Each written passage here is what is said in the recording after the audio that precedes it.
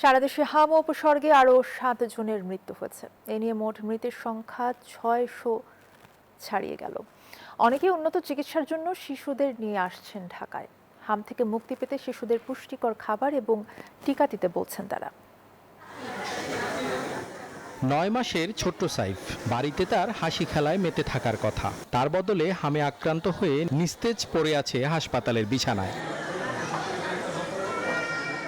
ভোলা থেকে অভিভাবকেরা সাইফকে নিয়ে আসেন ঢাকায়। কয়েকটা হাসপাতাল ঘুরে অবশেষে ঠাঁই হয় আগারগাঁও শিশু হাসপাতালে, কিন্তু মেলেনি এনআইসিইউ শয্যা। তাদের বেড খালি হবে আইসিইউর, তারপরে আমাকে বেড দেবে বলছেন। যতক্ষণ না বেড খালি হবে ততক্ষণ আমি এখানেই পড়ে থাকতে হবে। তাদের কাছে আর কোনো আইসিইউর অপশন নাই। কর্তৃপক্ষ জানায় রাজধানীর শিশু হাসপাতালে ১০৮ শিশু চিকিৎসা নিচ্ছে। এদের বেশিরভাগই হামের জটিলতায় ভুগছে।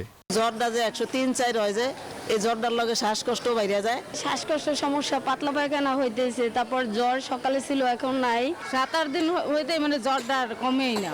চিকিৎসকরা জানান হাম থেকে রক্ষা পেতে শিশুদের পুষ্টিকর খাবার দিতে হবে। এছাড়াও হাসপাতালে অতিরিক্ত দর্শনার্থী না আসার আহ্বান জানান তারা। নিয়মিত ভালো ভালো পুষ্টিকর খাবার খাবে, সময় মতো টিকা দেবে। ম্যাক্সিমাম টিকা পায়নি ওইগুলি আসছে, আর টিকা পাওয়ার রোগীগুলি কম। টিকা পাওয়ার রোগীগুলি আসে, যেগুলি পাই গেছে এগুলি আমরা সহজে পাচ্ছি না। আতঙ্কিত না হয়ে সবাইকে সচেতন হওয়ার পরামর্শ দিচ্ছেন বিশেষজ্ঞরা। মাইদুল ইসলাম, নিউজ 24, ঢাকা।